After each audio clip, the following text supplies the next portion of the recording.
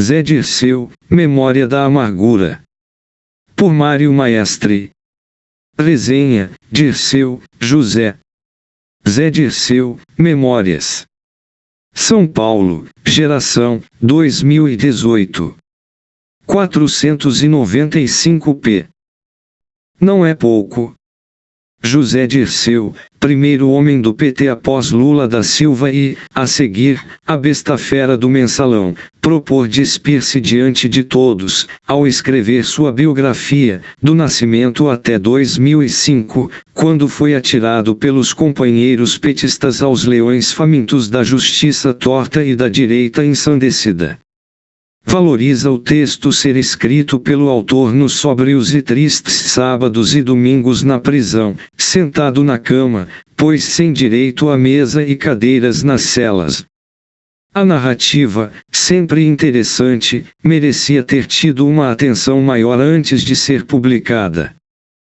Apesar de revisto por amigos e profissionais, traz alguns chavões atrozes rever os filhos, isso não tem preço e lapsos terríveis. Os partidos sociais-democratas da Europa são filiados à Internacional Socialista e ao governo da União Soviética.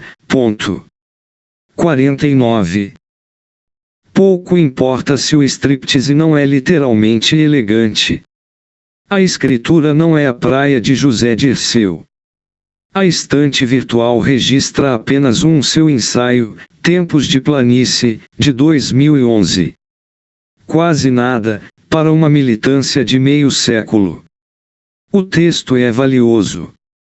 Uma autobiografia desse porte permite-nos geralmente construir uma opinião mais precisa sobre o autor. Entretanto, José Dirceu se descobrindo cuidadoso seus recantos íntimos. Jamais se torna nosso conhecido, enigma desvendado. Ao concluir o tijolaço, podemos defini-lo como homem de ação, pragmático, carreirista, sedutor não apenas na política. No livro, registra seus muitos e bota muito nisso. Amores. Amores rápidos ou duradouros, que rememora no quase meio milhar de páginas do primeiro tomo de suas memórias, que já supera os 30 mil exemplares vendidos 2019, no que contribuíram os lançamentos incessantes do autor através do país. Mas não se trata de um livro diletante. Dirceu não escreve para contar sua vida, simplesmente. Procura, primordialmente, defender a sua obra, com destaque para a construção e direção do PT, do qual foi presidente em 1995, 1997, 1999, 2002. Dirceu narra sua visão dos sucessos, comumente apoiada na sua memória, que propõe não ser das melhores.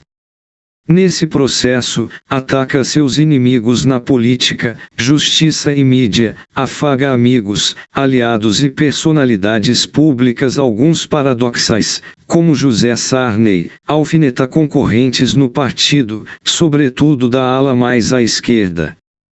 Cobre Lula da Silva de elogios, chorando as mágoas e injustiças sofridas em suas mãos. O texto privilegia a descrição minuciosa dos fatos, no espaço e no tempo em que ocorreram, com destaque para a vida interna petista. Peca, fortemente, pela falta de avaliação dos sentidos profundos dos sucessos vividos e protagonizados. Trata-se de espécie de história política do PT, bastante árida para os não enfronhados nos grupos, tendências, lideranças, etc. em disputas eternas. Falta dimensão histórica nesse texto sempre instigante e informativo. Primeiros tempos. Dirceu parte falando pouco da sua infância e bastante mais da juventude. Seu pai, o denista, explorava, em sociedade, pequena tipografia, na acanhada cidade de Passa Quatro, Minas Gerais, na fronteira com São Paulo.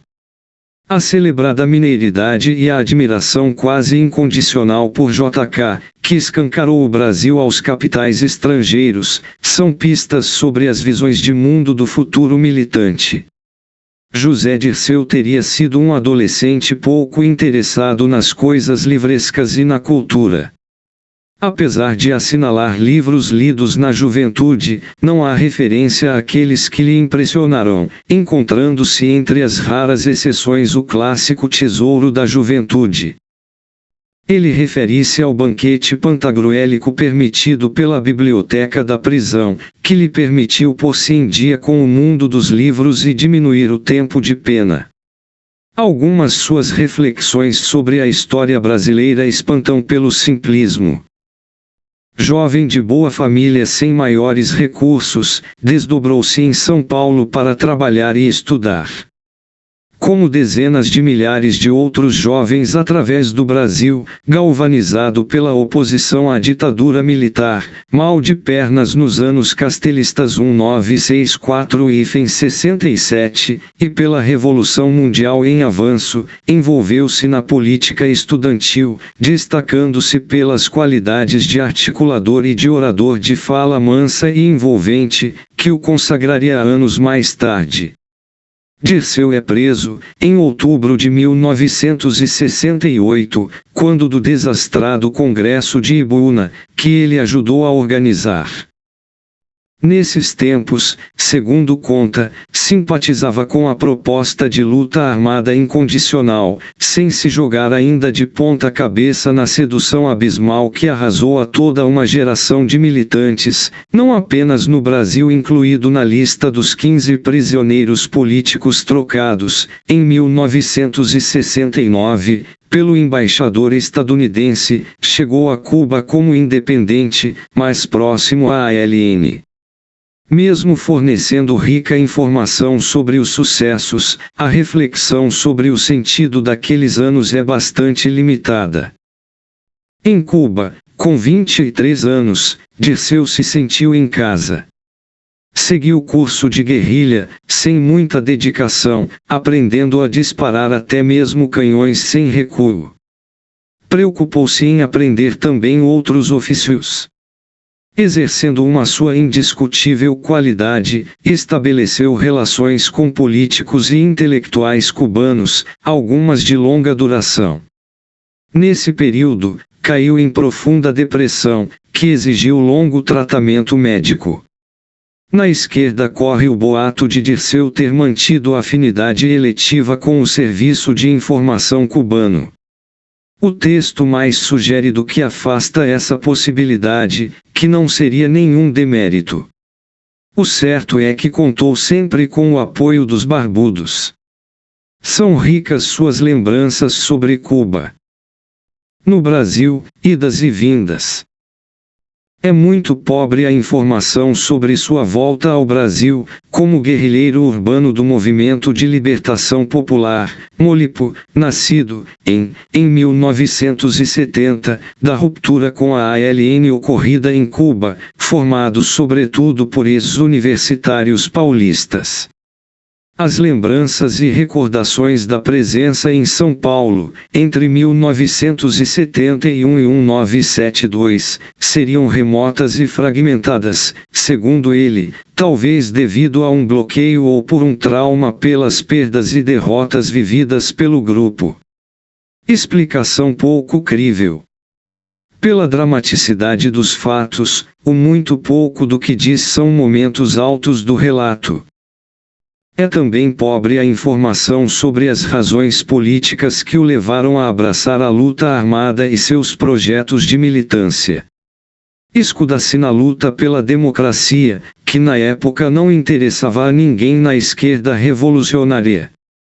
Escora-se igualmente no frágil argumento de uma tradição histórica brasileira de enfrentar os problemas políticos com as armas 1922, 1930, etc. A luta armada existiu como imperativo moral e político. P67 não discute, assim, as raízes profundas de uma opção militarista, vanguardista e incondicional, totalmente estranha ao marxismo revolucionário, que se destacou por sua indigência política. Praticamente não se refere àqueles que na esquerda revolucionária assinalavam o desatino dessa opção. Não reflete sobre a destruição de toda uma geração, através da América Latina pelo foquismo. É quase como se esses fossem temas de pouco interesse, pertencentes a um passado já perdido nos tempos. Dirceu retornou a Cuba, já que demasiadamente conhecido para viver na clandestinidade. Na ilha, preparou cuidadosamente o retorno ao Brasil, realizando cirurgia plástica para tal. Partiu levando algum dinheiro, pontos de contato, pistola. No Brasil, em inícios de 1975, quando a luta armada já agonizava, borboleteou sem rumo e se estabeleceu no Paraná, com alfaiataria e loja de roupas masculinas. Casou-se com pequena empresária, com quem teve um filho. Tudo sob nome falso e sem revelar à consorte seu passado. O relato sugere que tenha permanecido semi-imóvel, em uma espécie de espera de Gudat de companheiros para tentar reconstruir o Molipo, já esfacelado, anos antes. Ou qualquer coisa parecida. No frigir dos ovos, se não fosse a anistia, teria possivelmente se transformado em empresário de mediano sucesso. Os acontecimentos que se sucedem a esses mal elucidados tempos são também nebulosos. Com o início da abertura, restabelece contato com os cubanos, viaja à ilha, desfaz a cirurgia plástica, retorna ao país como se tivesse permanecido na ilha. Por que, não sabemos. Oficialmente no Brasil, retoma contatos com um grupo de ex-militantes da ALN Molipo que, sem avaliação das incongruências políticas propostas, definem sem pejo o certo e o errado para o PT. Não seríamos mais um partido de vanguarda, marxista, leninista, revolucionário dentro de PT como as outras correntes e partidos, ponto. O paradoxal é que a ALN Molipo haviam atirado às traças a proposta do partido marxista, leninista, vanguarda do proletariado, e abraçado a defesa de revolução de perfil blanquista, promovida por jovens guerrilheiros de destinos prometeicos, indiferentes aos trabalhadores das cidades e do campo. Nada disso é discutido. Dirceu apenas relata que o coletivo de militantes da ex-ALN bateu o martelo e passou a espaldar Lula da Silva e os sindicalistas, na luta contra a esquerda do partido e as propostas de organizá-lo desde as bases. Aponta o momento da disputa inicial que selou o destino do PT e os bons serviços prestados por ele e seus companheiros ao desastre histórico, que celebra como vitória. Foi a primeira e principal disputa que definiria, para o bem ou para o mal, seu futuro e destino do PT. A aliança entre os sindicalistas, as bases católicas, a intelectualidade, os petistas independentes, particularmente os oriundos da luta armada, formou o centrão articulação que permitiu liquidar com a proposta de um partido anticapitalista ancorado em militantes de base nucleados.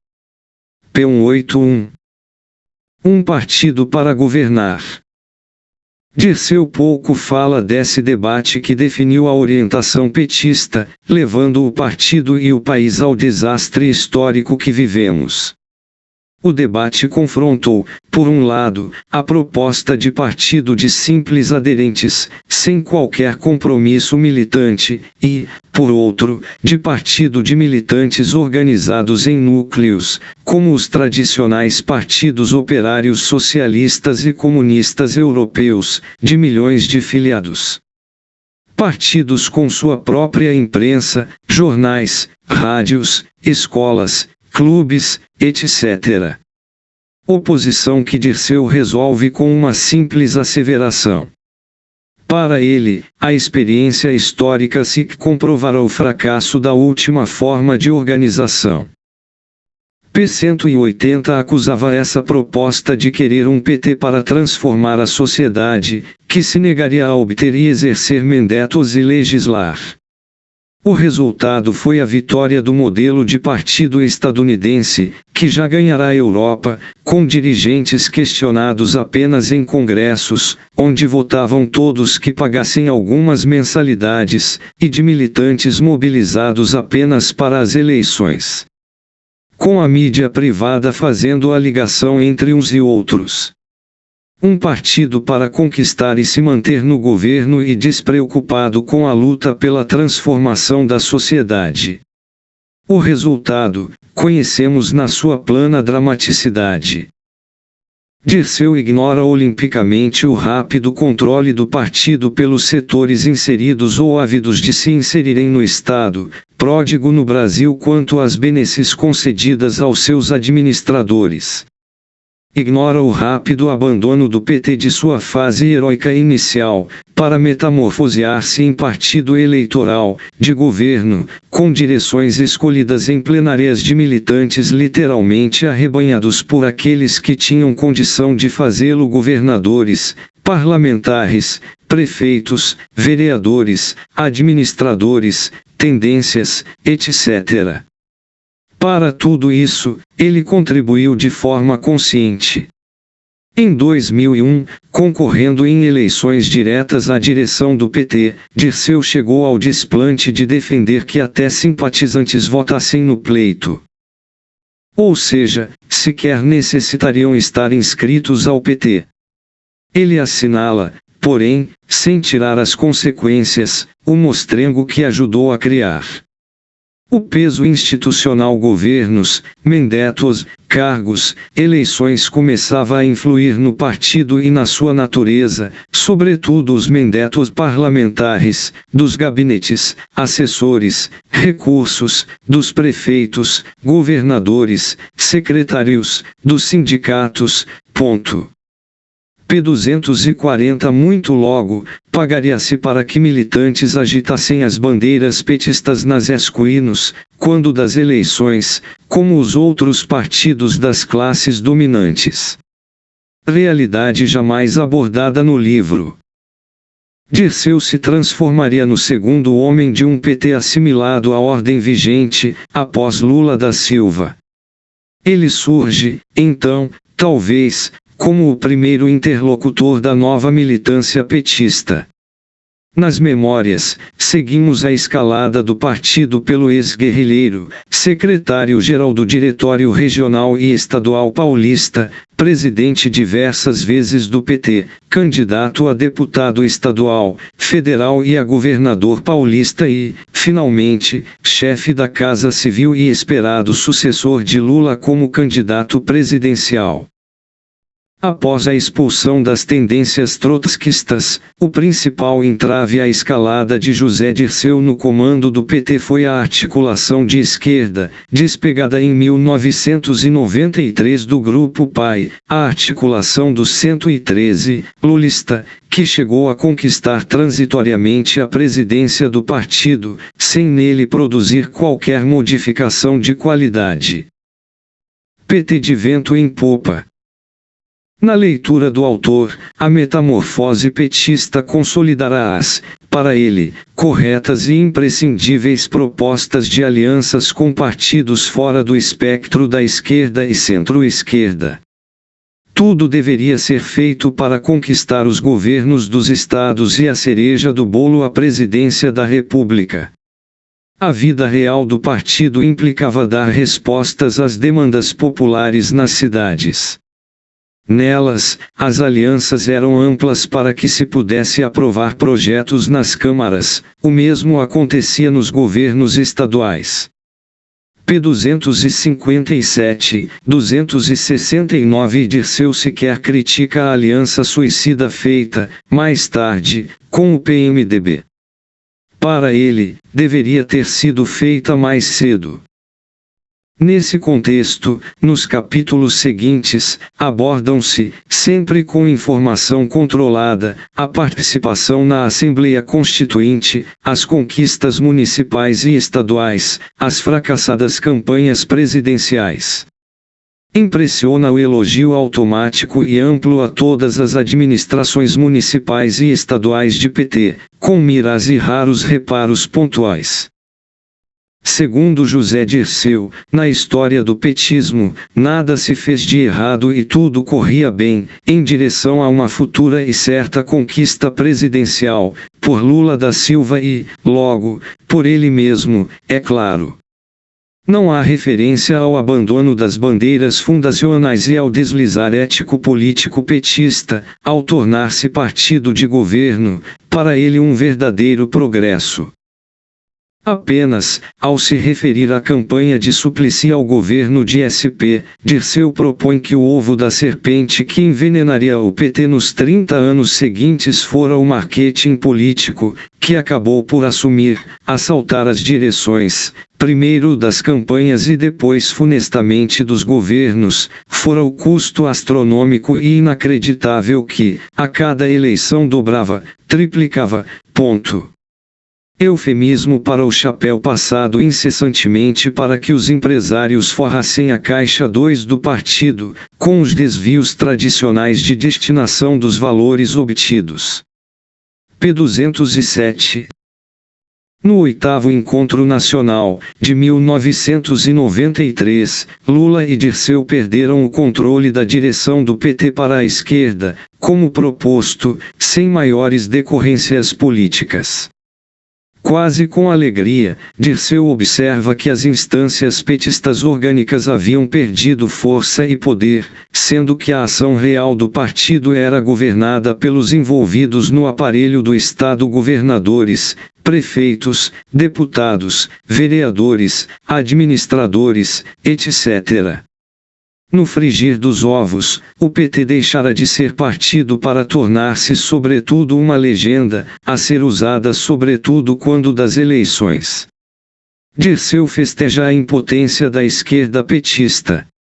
A nova esquerda assumiu a maioria do partido, mas não sua direção real.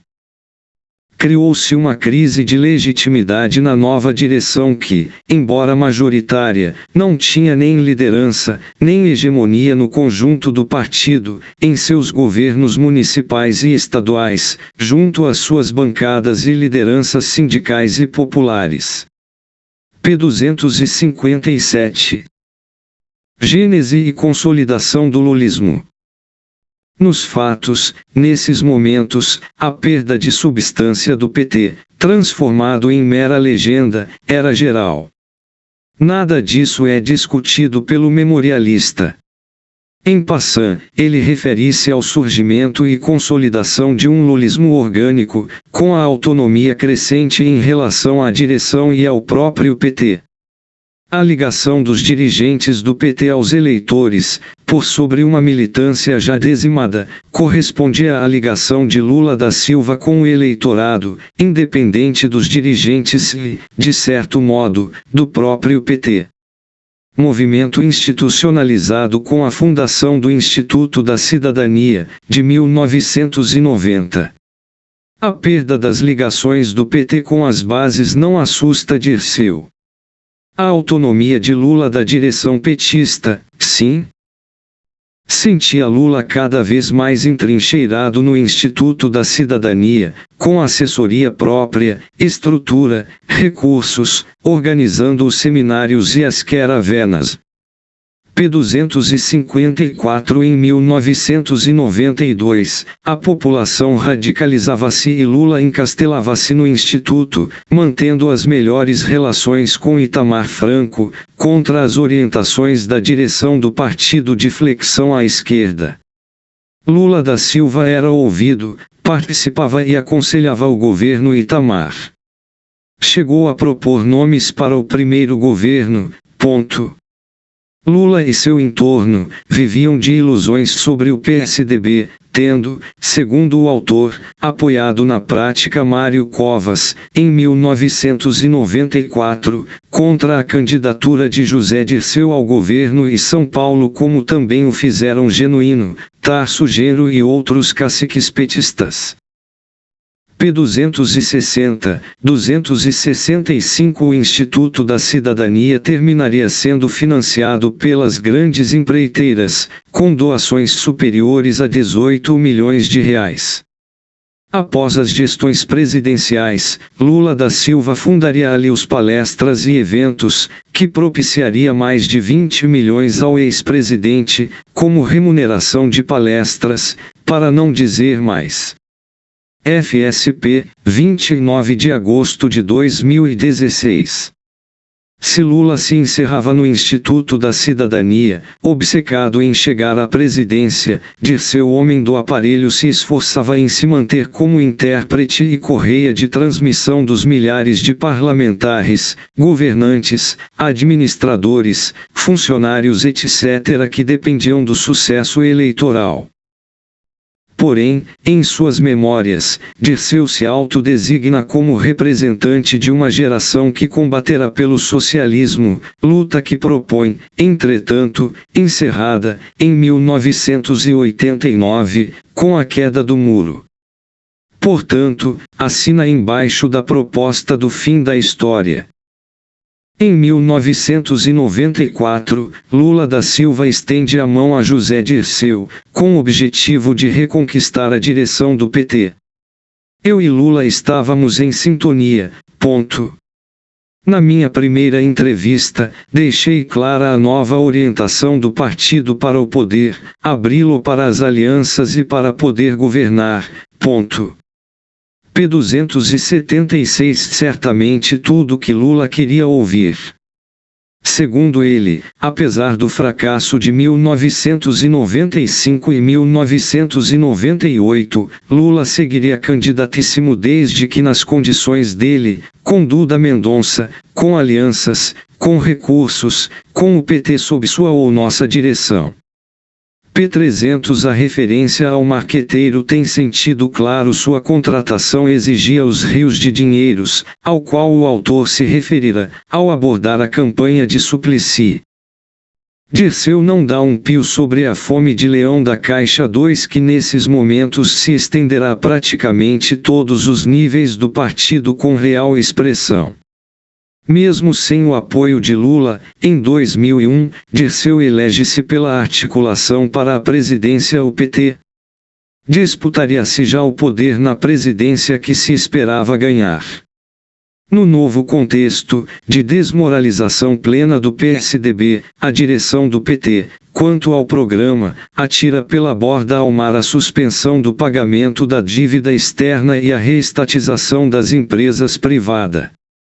Se consolidava a estratégia para 2002 propõe. As portas do paraíso se escancaravam para Lula da Silva, Zé Dirceu e a direção petista. P. 314. As portas do paraíso. Na campanha de 2002, convergiram orgânica e politicamente o candidato Lula da Silva, encastelado no Instituto da Cidadania, e José Dirceu, representante do núcleo parlamentar administrativo colaboracionista, já solidamente incrustado ao Estado. Para Dirceu, a carta ao povo brasileiro foi um detalhe, pois tudo estaria já acertado.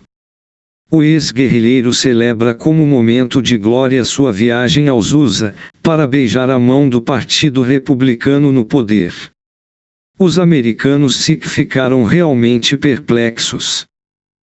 Não esperavam ouvir o que um ex-guerrilheiro de esquerda estava falando. Anos depois eu soube que um funcionário do setor da inteligência havia feito um relatório no qual dizia que na esquerda brasileira havia gente jogando a bola na direção correta.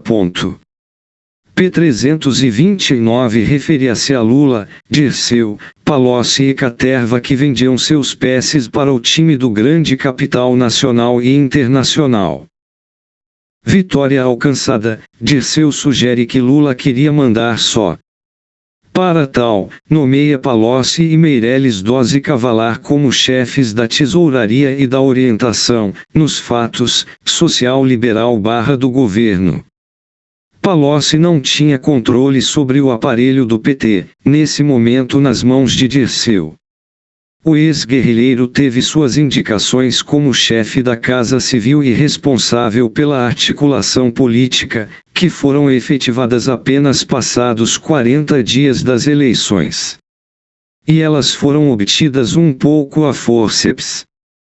Por essas épocas, a capa da Veja estampava José Dirceu como segundo homem da República, algo pra lá de mal recebido pelo ex-metalúrgico, segundo o autor. Foi José Genuíno e não Dirceu que fez o discurso da vitória em nome do PT, na Avenida Paulista, em 27 de outubro. P340. Contudo, não teria havido perseguição individualizada a José Dirceu. O ex-metalúrgico sempre se esforçou para que não surgisse qualquer liderança que lhe fizesse alguma sombra no partido. Mais tarde, como sabemos, designaria petista sem tradição e carisma como seu substituto. E deu no que deu. Dirceu não faz qualquer crítica de fundo à primeira administração e à sua participação nela. Apenas assinala que Lula da Silva foi tradicional e conservador ao tratar a alta oficialidade e as instituições militares herdadas do golpe de 1964. Registra que nada se fez no relativo ao monopólio privado da imprensa. Jura, porém, que jamais disse que já se tinha a Globo nas mãos, ao ser perguntado por que o PT não criava imprensa própria. Ressalta a não realização de qualquer devassa na gestão do PSDB, deixada para a Justiça, se ela tomasse a iniciativa. Alonga-se na explicação dos energúmenos indicados para o STJ, verdadeira especialização de Lula da Silva. José Dirceu defende com fervor a reforma da Previdência Pública, que literalmente destruiu as condições de existência de milhões de aposentados, justificada por serem as pensões privadas miseráveis.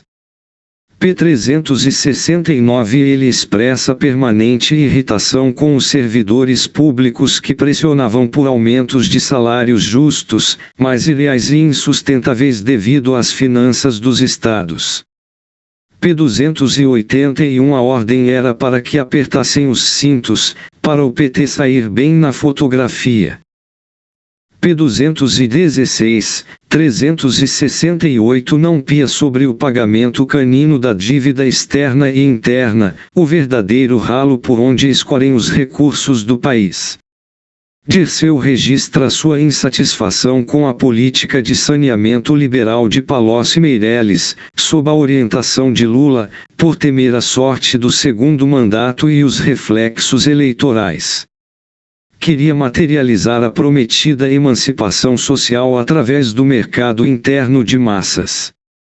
Dizia para Lula: vamos acabar o governo sem nenhuma obra de infraestrutura, ponto. P400 propõe que restasse, portanto, impulsionar programas como a Fome Zero, a Bolsa Família, etc. Levanta loas ao crédito consignado e ao lento, seguro e gradual processo de expansão do crédito para a base da pirâmide social e de bancarização de dezenas de milhões de brasileiros. Iniciativa que massacrou e massacra a população do país, praticamente como um todo, para o gáudio do grande capital bancário. P364. Páginas finais. As páginas finais sobre o mensalão são decepcionantes. Disserta longamente sobre a fúria antigovernamental da imprensa, do PSDB, etc. O que não devia ser novidade nem surpresa, pois o PSDB era oposição ao governo. Sugere que, se lhe houvessem dado ouvidos, a aliança imediata com o PMDB propiciaria maioria e estabilidade à base aliada a acordo desautorizado por Lula, o que não obrigaria a aliança com o PTB, PP e outros pequenos partidos, com um resultado pior do que se poderia imaginar. P346 A sugestão é clara: os grandes tubarões, habituados a caçarem nas profundezas, não ficariam implorando para serem alimentados na borda do aquário, onde eram facilmente vistos.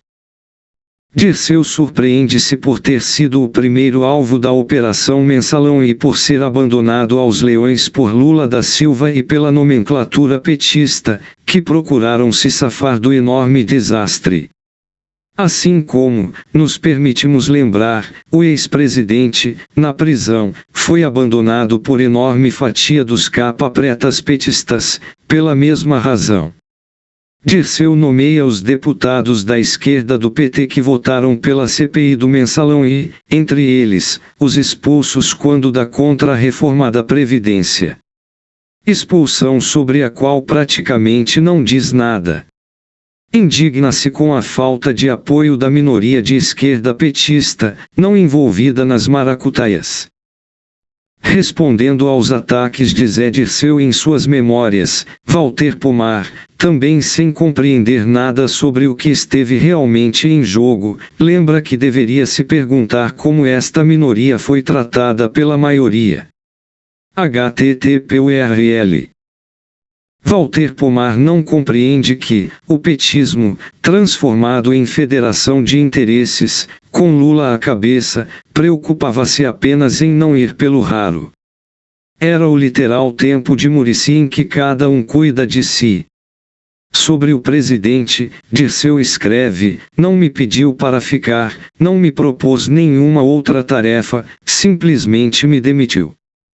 P427 Talvez, além de salvar a própria pele, também não desagradasse a Lula da Silva governar sem um segundo homem, candidato de recâmbio, para 2010. E fora do PT, na esquerda moderada, centrista e extrema, esperava-se que a dissolução do lulapetismo abrisse espaço para novos protagonistas e suas ambições políticas. Poucos compreenderão que o assalto geral centrado em José Dirceu almejava muito mais do que a cabeça do segundo petista e, eventualmente, eleger o próximo presidente. José Dirceu, Lula e o núcleo duro petista, afinados com o grande capital, ficaram literalmente semi-imobilizados, sem nada entender do que ocorria, ao serem feridos por aqueles aos quais haviam servido e serviam. As valiosas memórias de José Dirceu nos sugerem que o autor segue ainda sem compreender realmente o ocorreu e ocorre atualmente. Publicado originalmente em revista Espaço Acadêmico, 3 de junho de 2019. Revisto em 17 de junho de 2024.